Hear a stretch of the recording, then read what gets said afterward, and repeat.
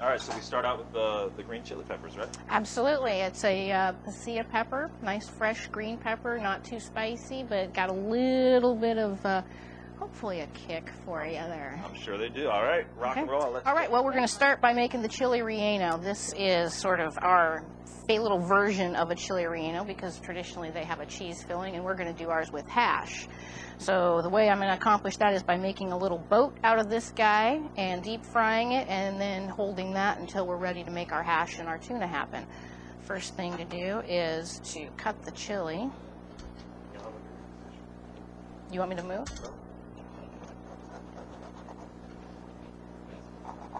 Cut the chili in half. I'm actually going to cut that stem in half too, so that everybody who gets one of these gets to see that really cool look of the inside of the chili.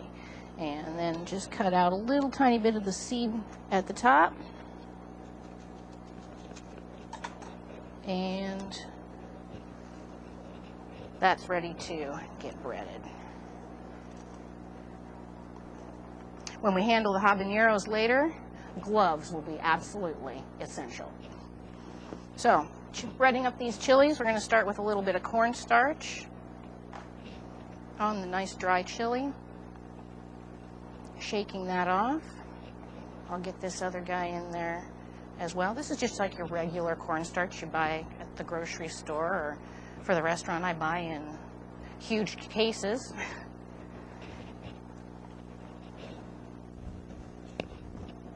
From there, I'm going to go to a little bit of an egg wash. This is whipped egg whites and whole eggs. A little bit frothy. It's going to give it a really nice texture when it comes out of the deep fryer. Without really having a heavy batter, we're still going to get enough moisture to get our cornmeal on there. And then back over here, I've got this cornmeal breading. Going to get all over that chili. And that guy is ready to go in the fryer. We'll pop up the other one as well. Putting that chili in there, making sure that it's coated all the way around, all up inside there where those seeds were, so that you get a really nice coating when it comes out of the fryer. And get all up around where the stem and the top of it go as well. And that's our relleno boat. Okay, so we're ready to fry up our chili and make our hash and get this dish all taken care of. We've got these two chilies that we breaded just a few minutes ago. The thing that's changed a little bit is you can kind of see that the egg white and the breading have created a moist coating on the outside, not too dry or crumbly anymore. Just going to lay that in the fryer basket.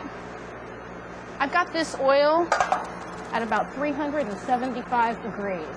You could do this in a little fry daddy. You could also do it in a frying pan if you have a thermometer and just maintain that oil temperature. I'm going to go ahead and drop these chilies in.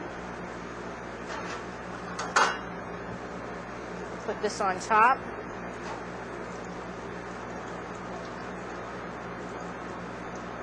And then we're going to give them about 45 seconds to a minute in there for that breading to get nice and crispy on the outside. Okay, we're going to go ahead and pull these chilies out of here, drain that oil off real quickly.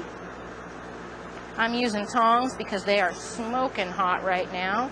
And I'm just going to drain them on a paper towel and let those sit for a couple minutes while we go over here and make our hash. Put together this hash and then get Mike to eat some of this spicy ahi tuna. The hash, we're going to start out in our nice little pan here on kind of a medium-high heat. A little bit of bacon fat because it's so good. And we're going to give that just a second to get kind of hot. Not smoking hot because I don't want to burn any of these veggies and garlic that are going in there, but just warm enough to give us a nice sizzle.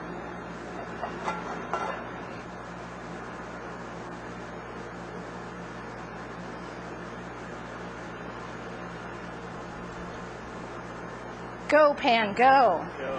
Come on, John. Your pan's supposed to heat up in like 2.3 seconds, 0 to 350 degrees. Okay. All right, so we're all ready to go here. We've got all kinds of cool ingredients going in this hash. We're going to start with a little bit of chopped garlic and some shallots. And then I've got roasted corn. And this is the fun part. Some purple potatoes, some yams, some rutabagas. Let's hope Mike likes those. I'm going to toss that around a little bit. I'm going to throw in a little bit of fresh basil. And then we're going back on the heat. We'll get a little saute action going on that, just to kind of caramelize up that garlic and shallots in the bottom of that pan.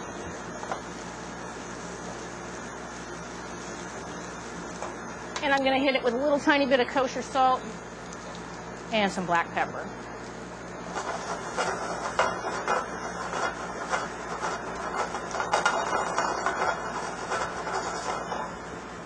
I think that's pretty much ready to go. Those veggies were already roasted in the oven, holding in my refrigerator until I'm ready for them right here. So everything's cooked, nice and hot.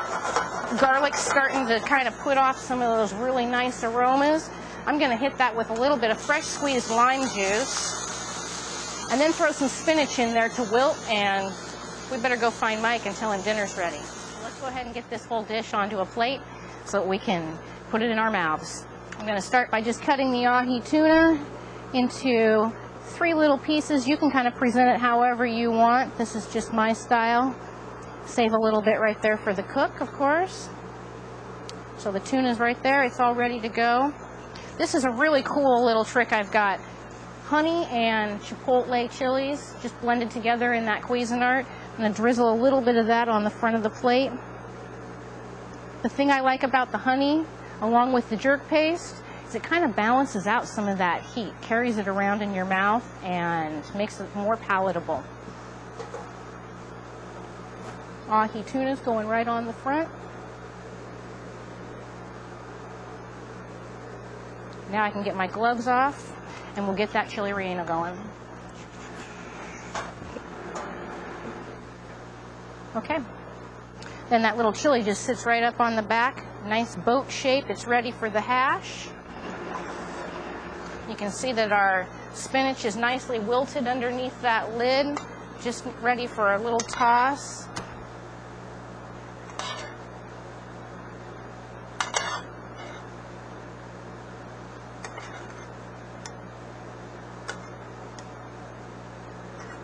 A little bit cascading ever so gently out of the chili is okay too. And I've got some really cool pepitas or pumpkin seeds. And I've got a little bit of bacon going on there.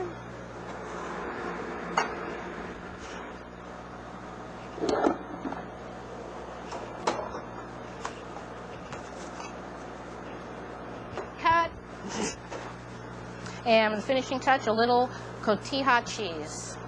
So you can see we're kind of in the Cuban realm, and we're kind of in the Jamaican realm, and of course I got my chipotle in there too. So just a really fun Latin dish.